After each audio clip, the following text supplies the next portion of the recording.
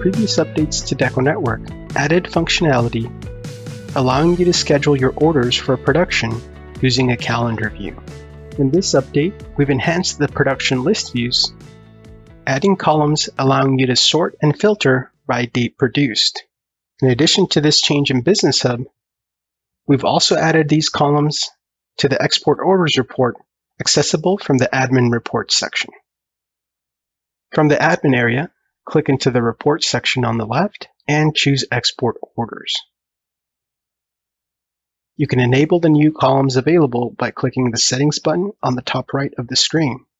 The new columns are available for both the summary and the line item version of the Export Orders report.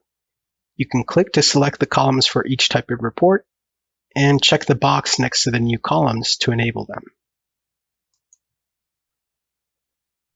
These enhancements will be useful when running reports and checking on your team's progress.